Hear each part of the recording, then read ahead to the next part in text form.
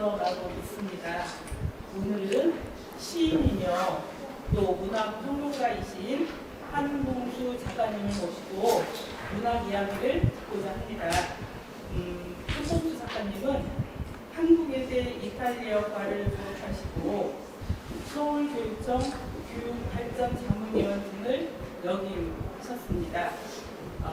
현재 국제언어대학원 대학교 특임교수, 심화을 교수이시고요. 단태, 신곡, 평설, 착각의 시학 연재를 지금 하고 계십니다. 저서로는 평설, 단태, 판타지아, 신곡 등 시집 외에 여러 저서가 있습니다.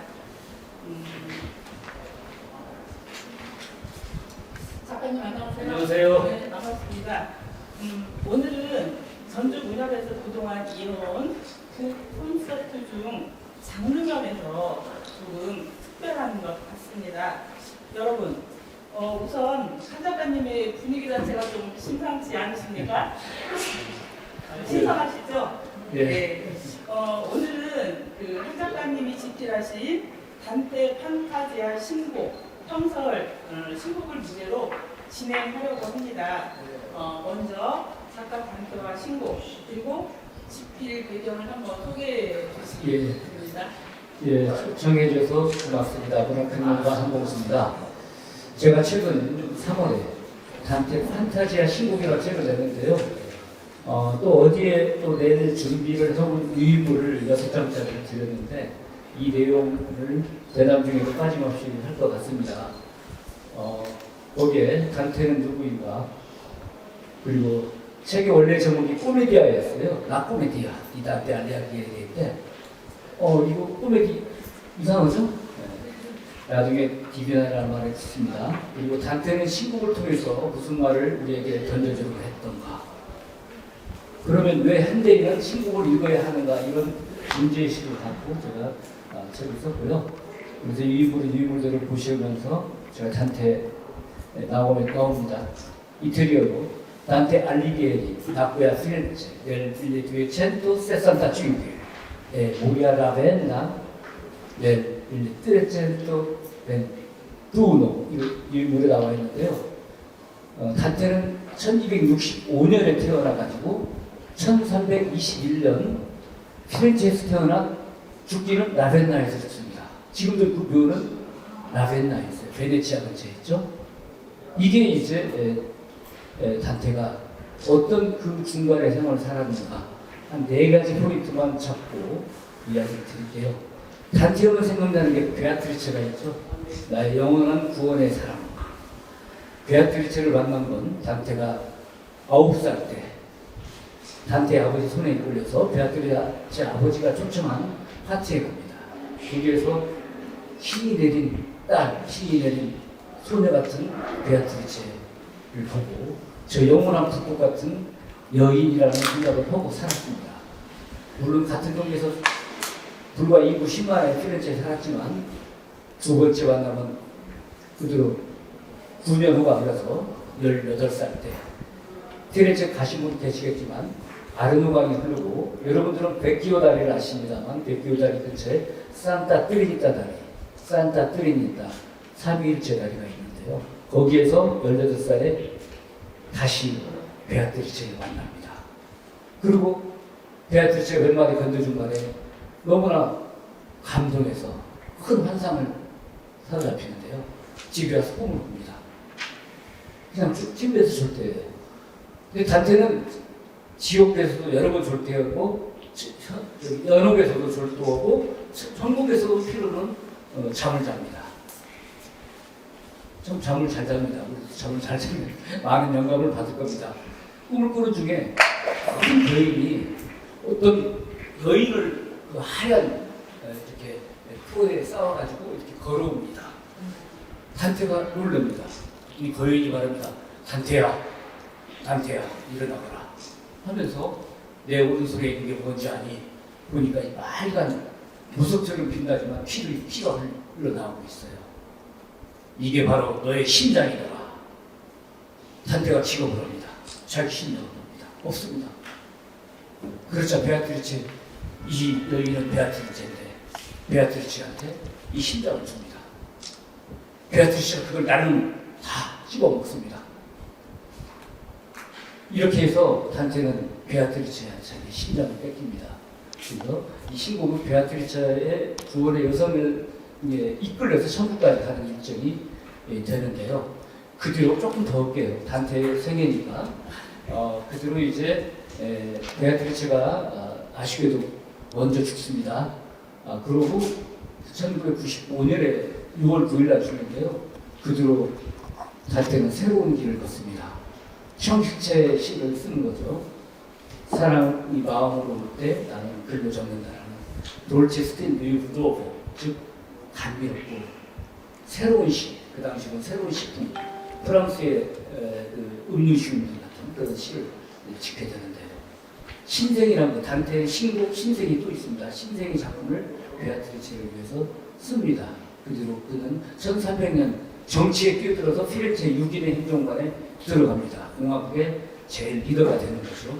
그때 단테 분기점이 일어나고 그의 연유가 돼서 정점에서 추락의 길을 걷고 결국에서는 피렌체에서 쫓겨나고 18년 동안 쫓겨다니면서 결국 마지막에 라벤나에서 죽는데요. 그 18년 동안 여정에 단테의 신곡을 씁니다.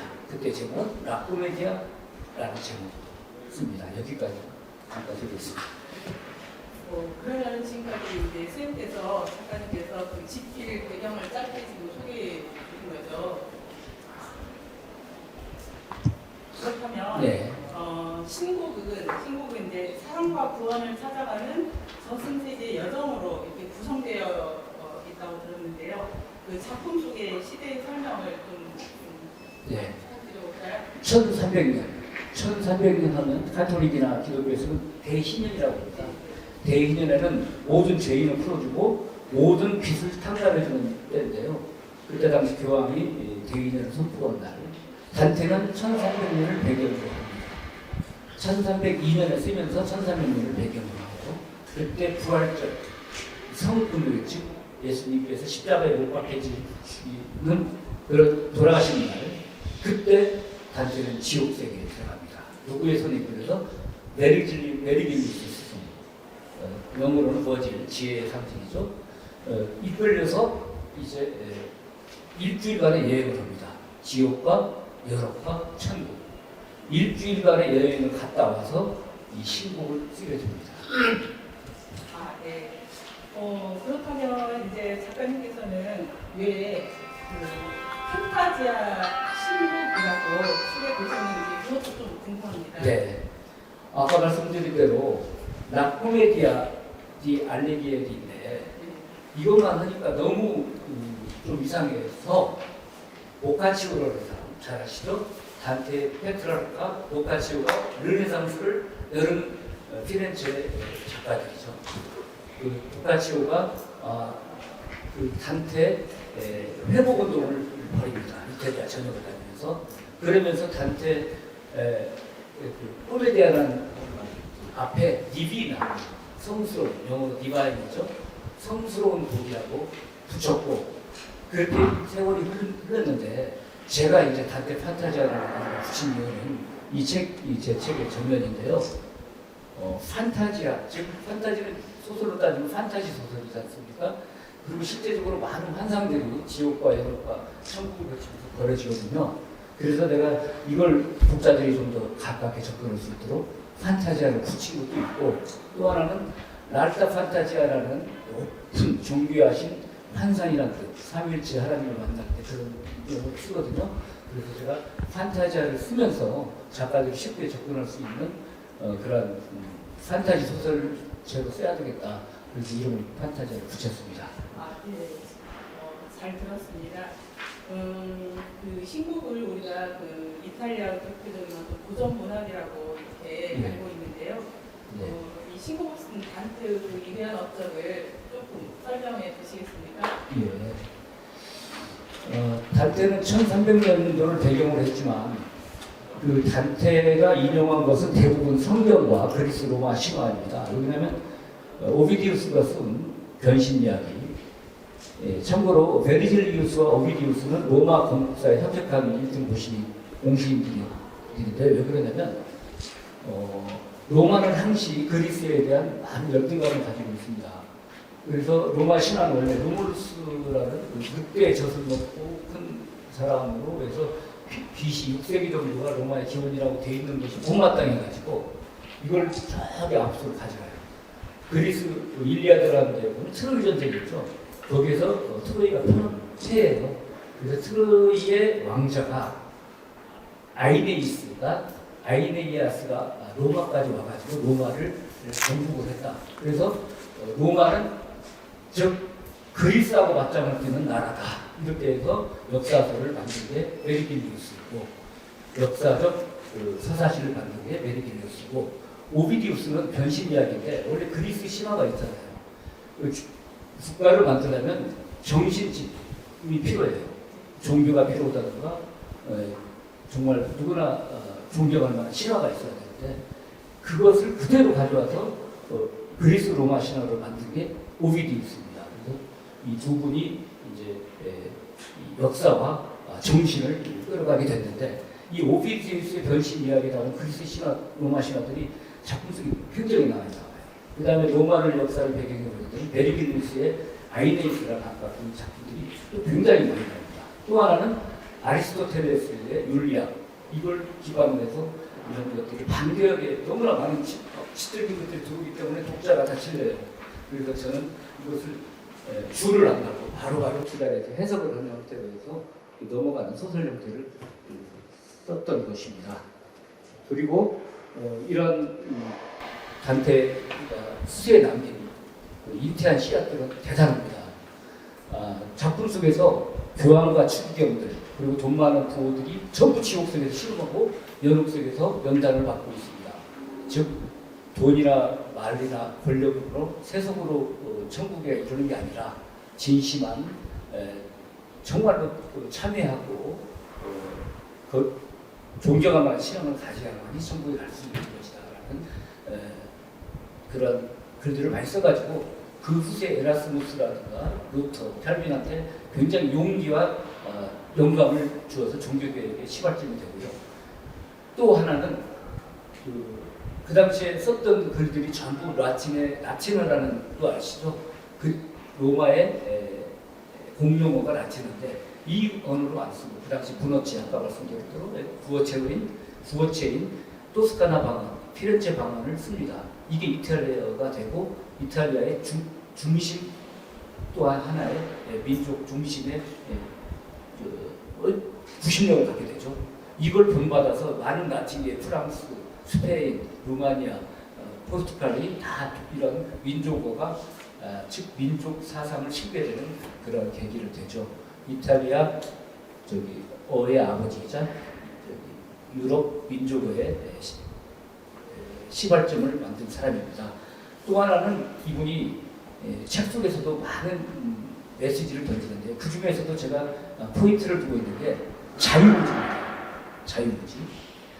쉽게 말하면 그 당시에 신의 보호와 신의 억압에서 살고 있었던 신의 애정에 모든 걸 맡기고 나는 영원한 종이고 나는 영원한 이렇게 살 수밖에 없는 사람이라는 사고방식에 빠진 종교의 마법에 빠진 유럽의 시대였죠.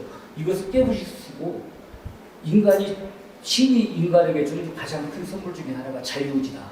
그래서 이 자유의지 사상을 여기서 강조를 합니다. 이것은 인문학의 발동이 되는 거죠. 그래서 르네상스의 시발점, 종교개혁의 시발점, 그다음에 민족 언어의 시발점을 단테가 만들었다. 이걸 나중에 스스로 평가를 하고 있습니다. 제가 이렇게 이야기를 듣다 보니까 우리 한 작가님께서 이탈리아어를 네. 전공하셨는데 단테를 너무 사랑해서 그 이탈리아어를 혹시 지망하셔서 전공하신 건 아닌지 네. 그런 생각이 잠깐 들었습니다. 단테를 제 책을 내가 뭐 선정한다기보다 제 책을 읽고 나중에 단테를 한 번 좀 신곡을 이해한다면 단테를 사랑할 수밖에 없어요. 네. 네. 제가 이제 그러면 이제 사랑과 구원의 여정을 시작하실까요? 네. 여기 이제 신곡에서 보면은 지옥, 연옥, 천국 이렇게 세 종류로 나뉘어져 있는데요. 그 세 곳의 여행을 지금 선생님을 통해서 맛보기로 하겠습니다. 예. 시작하실까요? 예, 단테의 신곡은요 총 100편으로 되어 있습니다. 서곡이 있고 네. 각각 33편씩, 33곡씩에서 100개가 되는데요. 그 중에 이제 서곡 부분에 이런 이야기가 나와요. 아까 역사적인 배경으로 단테가 정치적인 정점에 왔다가 갑자기 교황과 단테의 정치의 적인 백당이 아닌 흑당들의 세력에 의해서 단테가 로마로 교황을 만들어 간 사이에 교황이 붙잡고 있는 사이에 쿠데타가 일어납니다. 그래서 흑당이 정권을 잡으면서 백당 600명이 해외에 추방을 당하거나 사형을 당하거나 이렇게 몰살을 해요. 단테는 최고의 정점에서 최고의 대사로 외교관으로 갔다가 거기에서 망명길을 떠납니다. 그리고 2년 돌아오면 화형을 시키겠다. 그러다 보니까 중신 유배에 당합니다. 이때 단테가 인생길 반고이, 즉 우리 나이로 성경의 연수가 70이고 잘 살면 80이라고 했는데요. 70의 절반인 36세가 되던 해 단테가 이런 시를 씁니다. Nel mezzo del cammino di nostra vita mi ritrovai per una selva oscura che era dritta via, era smarrita. 내 인생길 문득 반골이 되돌아보니 나는 올바른 길을 갖지 않고 어두운 숲속에 있는 나를 발견했다. 자기 성찰입니다. 이렇게 해서 단테의 총 15,000행에 달하는 첫 산행 기적이 이렇게 시작합니다. 단테가 정말 그때 이제 그 순간에 미리 먼저 죽어 있던 25살에 죽어 있던 베아트리체가 하늘에서 10년 전에 죽었었죠. 성모 마리아 바로 발치에 있는 베아트리체가 이걸 모습입니다. 단테가 이대로 가면 곧바로 지옥에 빠져요. 영원한 죽음이죠. 지옥에 빠지는데 이걸 놔두면 안 되겠다. 그래서 성모 마리아한테 눈물로 기도를 하니까 네가 가서 그러면 이 단테를 구원할 수 있는 길을 찾아가라 해서 베르길리우스를 찾아가서 베르길리우스가 림보라는 데 지옥 안에 천국인데 거기에 가서 눈물을 흘리면서 베아트리체가 저 숲속에 있는 대로 베르길리우스를 보냅니다. 이렇게 서곡이 시작하는데요. 그래서 단테가 이제 막 정말 어두운 숲속에서 귀를 잃고 밤새서 있으니까 커다란 귀신이 동편에서 떠오릅니다. 단테는 거기를 따라 올라가려고 하는데 처음 짐승 표범이 나왔습니다. 표범은 질투와 음욕의 상징이죠. 거기 피해가다 보니까 이제 거대한 사자가 이제 무력과 폭력 사자가 덤빕니다. 이것도 피해가다 보니까 이제 늑대가 북줄의 늑대가 찾아옵니다. 정말 이것은 짐승 같은 사연이잖아요. 이때 단테는 졸도를 합니다. 그래서 이제 그 은총을 뜻하는 햇빛을 끝내 못 보고 쓰러지려고 하는 차가 어떤 유령 같은 게 휙 지나갑니다. 그래서 단테가 당신 누구요? 사람이야? 귀신이야? 나 좀 살려줘. 이러니까 베르길리우스였죠. 넌 오모지야 프리. 나는 사람이 아니네. 얼마 전까지도 사람이었지. 이러면서 단테를 설득해서 지옥의 문을 거쳐서 여러 개 끌고 갑니다. 여러 개 너희가 좋아하는 너를 기다리는 여성이 있으니 그가 기다릴 때까지 찾아 올라가자 해서 여러 정상까지는 베르길리우스가 안내하고 여러 정상에 성모 마리아가 보낸 그 힘으로 베아트리체가 여러 정상에 내려와서 다시 인도를 합니다. 그렇게 해서 천국 정상까지 올라가게 되는 길이거든요. 그래서 단테와 두 명의 주연이 있는 겁니다. 서곡. 네. 방금 이제 작가님께서 서곡을 열어주셨는데요. 말씀하신 대로 우리가 지옥과 천국은 있다고 알고 있지만 연옥이라는 세계는 가상의 세계이지 않아요? 예. 네. 작가님께서 서곡을 열어주셨는데 지옥 조금만 들어가요. 간단하게 지옥 좀 들어갔다가 벌써 여러분 쫓고 지옥이라고 하니까 괜히 좀 의시시 해가지고 걸어주고 싶은데요. 네. 지옥의 문을 갑니다. 베르길리우스 선생님 손을 잡고 네. 마지못해서 끌려가는 거죠. 지옥의 문을 보니까 가운데서 그 뭔가 이렇게 현판이 안개 속에서 보여요. 그 현판에 불기가 있습니다.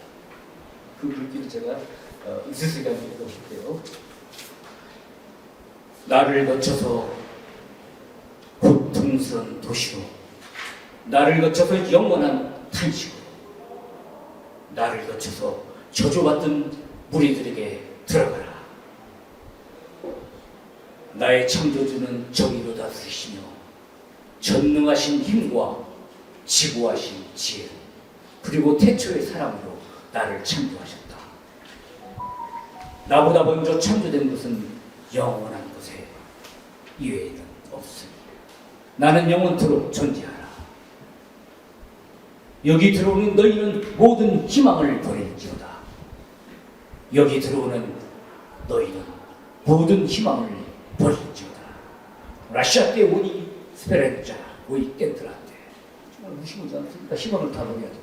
네. 어떻게 여러분들 그림이 그려지시는지 모르겠습니다. 박수 한번 보내주세요. 조금 더 들어가 앞부분만 하고 들어가. 지옥은 9개의 층으로 팽이 모양으로 제일 지옥의 한 중심까지, 지구의 한 중심까지 내려가는데요. 한 중심에는 성경이나 루키페르가 하늘에서 하나님한테, 예수님한테 철퇴를 맞고 지구에 떨어져서 처박힌 곳이 거기가 지구의 중심인데, 거기까지 9개 층으로 되어 있어요. 한 몇 개 층만 겹쳐보면 이렇게 들어가니까 이제 제5곡인데요. 거기에 지옥의 이제 진짜 입구에 들어갑니다. 그 앞에는 아케론강이라는 지옥의 강이 있어요. 그 많은 망령들과 함께 가니까 크레타 문명을 만든 미노스 왕이 거대한 괴물로 변해가지고 심판하는 거예요. 너는 오름이 아닌데 왜 앉아 이거야? 단테한테요. 그러니까 베르기우스 스승이 그 사람이 이렇게 하늘의 뜻을 받아서 이렇게 해서 지나간다. 그러니까 그냥 통과를 시키는데요. 그 지옥의 9개의 지옥에 어떻게 가냐면 미노스가 우리 길을 따르면 15m 정도 꼬리가 있어요. 그리고 한 번 가보면 1지옥, 9번 가보면 9번째 지옥에 들어갑니다. 제일로 나쁜 지옥이 9번째 지옥인데요. 여러 가지 죄들이 있죠. 교만으로 인한 죄, 질투, 그다음에 음료, 너무나 많이 먹는 것도 죄인데, 이런 죄들이 많은 중에서 가장 나쁜 죄가 무슨 죄냐면요. 혹시 떠오르는 게 없죠? 수심. 이게 인간의 본성이 아닌 짐승의 본성을 가진 자들이 제일 밑바닥에 있어요. 사기와 배신. 근데 단테는 사기와 배신죄를 가장 중요한 죄로 칩니다. 예를 들면요, 첫 번째 지옥에 딱 들어갈 때는 이제 림보라는 데가 있는데, 이때는 예수님께서 천국을 만들어 놓고 인자로 하늘에 이 땅에 내려옵니다. 너희들에게 복음을 들려주겠다. 천국이 가까워졌다. 구약 시대는 천국이 아직 없어요.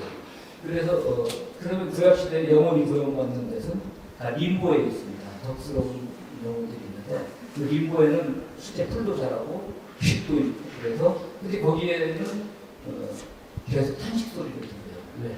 자기들 영혼은 천국에 못 오르니까. 림보에 있는 베르기누스가 있고, 베르기누스와 플라톤, 아리스토텔레스, 많은 호메로스 이런 분들이 있는 데가 림보인데, 본격적인 지옥은 이제 사실은 제2호지입니다. 여기에는 많은 바람에 막 영혼들이 막 휩싸이고 다니면서 많은 고통을 받고 있습니다. 그러면서 계속 기도를 해야 되고, 막 그냥 욕을 해야 되고, 막 탄식을 해야 되는데, 이게 무슨 기억일까요? 죄명이. 바람에 막 떠돌아다녀요.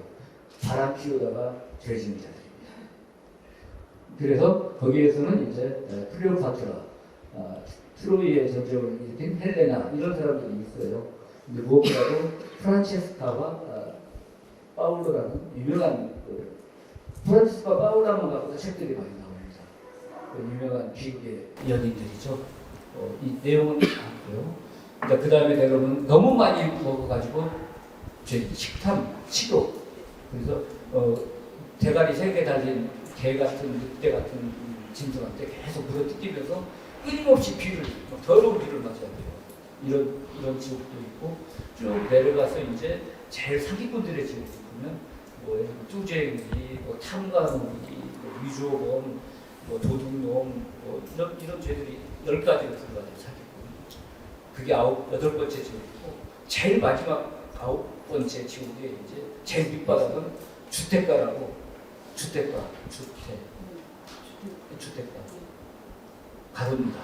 가론 유다가 그 루키페더한테 씹혀먹고 있어요. 얼굴이 생겼는데 또 하나 중에서는 브루투스. 이분들은 다, 이 사람들은 다 은혜를 배신으로 갚은 자. 바로 위에는 정말 호화롭게 손님을 초대해놓고 죽여버리는 그런 죄. 그 다음에 좀 위로 올라가면 또 국가를 배신하는 죄. 이런 배신죄들이 제일 밑바닥에 있습니다. 이 지옥을 이제 루키페드에 겨드랑이 틀을 타고 내려갑니다. 그러니까 갑자기 내려가니까 지구의 중심이, 내 중심이 확 바꿔져 버려요. 그러니까 그때 중력이라는 표현을 해요. 단테가 중력을 처음 표현했는가는 제가 좀 연구 중인데, 그때 무게중심이 바꿔지면서 단테가 언뜻 보니까 루키페드에 정말 하늘 끝을 닿는 달이 2개가 처박혀 있는 거예요. 이게 여름의 시작입니다. 그 지옥에 뭐 나태한자도 지옥으로 된다고 그러는데 내일부터 좀 부지런하게 해야 될 것 같아요. 네. 거기서 나태는요, 잠을 늦게 일어나고 이런 사람이 아니라 뭔가요? 본인한테 달란트도 있고 선할 능력도 있고 돈도 있는데 선을 베푸는데 나태한 자. 그런 죄도 다스립니다. 단테의 신기해요. 기운이 아니군요. 네, 게으른 그 사람들은 본성에 따라 움직이고 나서 연옥 정도는 가더라도 지옥까지 가는 거죠. 자, 그러면 이제 우리가 지옥의 경계를 벗어나서 이제 연옥으로 갈 건데요. 그 성경에도 연옥은 나와 있지 않다고 하는데 궁금합니다. 연옥은 AD 8세기경부터 서서히 연옥이 우리도 그런 생각하잖아. 이 사람이 지옥도 갈 수 있고 연옥도 천국도 갈 수 있는데 그 중간 정도의 죄인이 어떻게 해야 되나, 이걸 이제 크리스찬들, 기독교, 카톨릭에서 많이 상상을 하는데, 8세기부터 등장했다가 12세기 단테가 태어날지 5260년경에 이게 정식 교리로 선택을 하는데, 이걸 단테가 형상화시켰죠. 여러분 어떻게 만들어지냐면, 그때는 북반구하고 남반구하고 이렇게 갈라져 있는데, 하늘에서 천사장, 즉 루키퍼도 원래는 천사장이었는데 하나님을 대적을 했죠. 그래서 떨어집니다. 지구로 떨어지는데, 그 남반구에 있는 많은 대륙들이 떨어지니까 너무 놀란 거예요. 저기한테 맞으면 다치겠다 해서 전부 다 육지들이 다 북방으로 와요. 그리고 깊이 처박혔어요. 깊이 처박히면서 많은 흙들이 나오잖아요. 그 흙들이 남반구에 그대로 연옥산이 됩니다. 근데 이건 단테가 쓴 글입니다. 그래서 연옥이 만들어지는데, 그 연옥의 세계에서는 이제 연옥의 세계는 저는 이렇게 봐요. 이거 지옥하고 틀려서 연옥은 자연이 있고 해도 있고 이런 중력이 있고 단테의 그림자가 있습니다. 근데 이 세계가 있다는 것은 즉 우리가 제일 밑바닥에 있는 교만, 그 다음 질투, 그 다음에 탐욕, 나태 이런 식으로 올라가서 마지막에는 음욕, 그 밑에는 탐식대인데, 이런 죄를 분례를 벗어날 때마다 하나씩 죄가 가져지거든요. 근데 마지막에는 지상낙원에 올라가는데, 저는 우리가 삶 속에서 연옥 같은 삶을 내가 살아야 되겠다. 교만할 때마다 내가 스스로 자책하고, 질투가 될 때 스스로 자책하는, 저로서는 이제 연옥에 대한 해석을 그렇게 합니다. 우리가 만일의 크리스찬 선인이라면 우리가 연옥 같은 그런 참여하면 살 수 있고 반성하면 살 수 있는 삶, 저는 그런 긍정적인 해석을 하고 있습니다. 우리 한 작가님께서 대학 브리츠를 만나는 단체 이런 시도 준비를 하셨지만 시간 관계상 생각하고요. 자, 이제 마지막입니다. 드디어 이제 우리가 천국에 왔습니다. 네, 우리 모두가 소망하는 곳이 천국이 아닌가 하는데요. 작가님, 과연 단테는 천국을 어떻게 그렸습니까? 베아트리체가 이제 연옥 정상에 올라갔습니다. 여기는 에덴을 거기 갖다 놨어요. 그러니까 참 대단합니다. 연옥 정상, 에덴을 연옥 정상에 갖다 놨어요. 그래서 베아트리체가 하늘로부터 굉장한 퍼포먼스, 퍼레이드를 하면서 내려옵니다. 무천사들의 꽃을 부르면서 일곱 촛대, 계시록에 나오죠. 일곱 촛대와 일곱 하늘의 무지개를 타고 내려와서 이제 그대로 잔태를 천국에 올라가서 10번째 하늘이 있습니다. 저기 보면요, 잔태 도메니코 디 니콜리노라는 화가가 1465년에 즉 잔태 탄생 200주년을 기념해서 지금도 피레테 대성당에 있는 큰 그림인데요. 가운데고 잔태가 신곡책을 보고 있고 왼쪽은 지옥으로 내려가는 모습. 예루살렘 성전 밑에 지옥으로 내려갑니다. 그 다음에 연옥은 저 가운데 있죠. 연옥 산입니다. 그래서 밑에부터 교만, 질투 이렇게 차근차근 원둘레를 받으면서 올라가고 제일 위에 불담을 성경에 나오죠. 에덴을 불담을 쳐버립니다. 거기를 통과한 다음에 제일 10개 하늘이 있는데 9개 하늘 위에 삼위일체의 지구천이 있습니다. 여기까지 가는 여정인데 천국은 제일 처음 천국은 우승천, 월천입니다. 달천, 그 다음 수성천, 금성천 이렇게 해서 그 다음에 태양천 위에 화성천 위에 쭉 올라가는데 마지막 천이 항성천과 원동천 그 위에가 하나님이 계시는 지구천인데요. 이렇게 해서 하나씩 올라가다 굉장한 성인들을 만납니다. 천국에 가 있는 성인들. 거기에서 또 굉장한 퍼포먼스가 꽃과 빛의 이런 향연들이 벌어져요. 그것을 단테가 말로 조금만이라도 담을 수 있으면 좋겠다고 하면서 글을 남기고 돌아와서 쓴 말이거든요. 네. 여러 가지 자료는 많지만 아무래도 시간이 많이 지연됐죠. 네, 이제 결론으로 들어가서 짧게 5분만 해주시면 좋겠고요. 한 가지 곁들여서 작품 위주로 지금 진행하다 보니까 어떤 작가님의 문학적인 이야기를 듣지 못했는데요. 예. 결론을 맺으시면서 앞으로 문학적인 계획을 짧게 말씀 들으면서 오늘 이 시간 순서를 마칠까 합니다.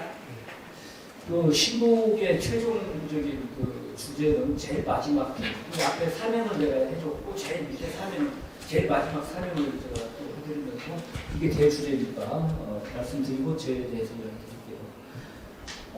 All'alta fantasia chi manco tos, ma volgeva il mio disio e il venne. Siccome l'autre che ugualmente è mossa, l'amour che muove il sole e l'altre stelle. 솔레 스텔레, 태양과 무별들을 움직이는 한결같이 한 곳으로 급박기로 인해서 나는 의지와 일명을 새로 다졌다. 이런 뜻인데요. 그러니까 우리의 의지와 일명은 천국에 대한 소망, 또한 진리에 대한 소망. 사실 물론 이제 신앙인의 여정으로서 이기도 하지만 그 당시 중세 시대로 봤을 때는 새로운 시대에 대한 이러한 뜻이 될 수도 있습니다. 알레고리라고 할게요. 이렇게 해서 끝내지 말라고요.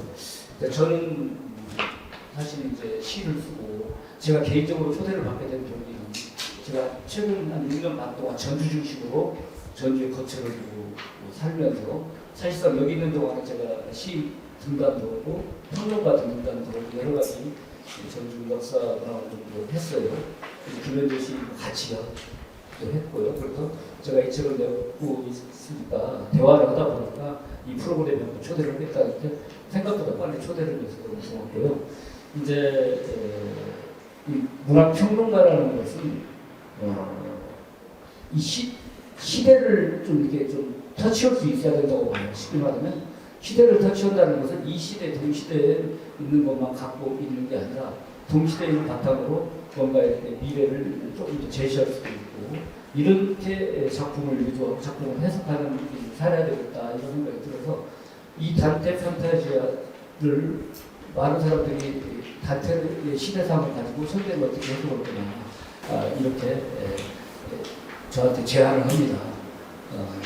그래서 그런 제안을 받들어서 지금 고민해서 다음 그런 무엇을 써볼까 이런 생각을 해보고요. 지금 성프란체스카에서 돌아가시고 그분이 단테 신곡에 대해서 그분의 그 단테가 700년 돌아가신 게 이제 2021년이거든요. 700년 때 단테 신곡은 인류의 회심을 불러일으키고 또한 인류의 참회복을 제시한 책이다 했어요. 지금 인류가 굉장히 지금 사실은 인류 전망이 네 가지 이유로 말하겠습니다만 지금 언제까지 이 인류가 갈지 모르겠습니다. 여기다 위기에 빠진 인류에게는 이 단테의 시를 다시 현대인들 읽어야 되고 또한 문학과 예술을 통해서 정말 우리가 단테가 가졌던 감수성과 단테가 가졌던 영성 이것이 영성과 감수성이 필요한 시대다. 저는 이렇게 생각하고 그런 부분에서 좀 더 노력하겠습니다. 네, 고맙습니다. 감사합니다. 오늘 굉장히 좀 의미 있는 시간 말씀 잘 들었고요. 앞으로 눈은 창창하시길 빕니다. 고맙습니다. 네, 이현 선생님 감사합니다.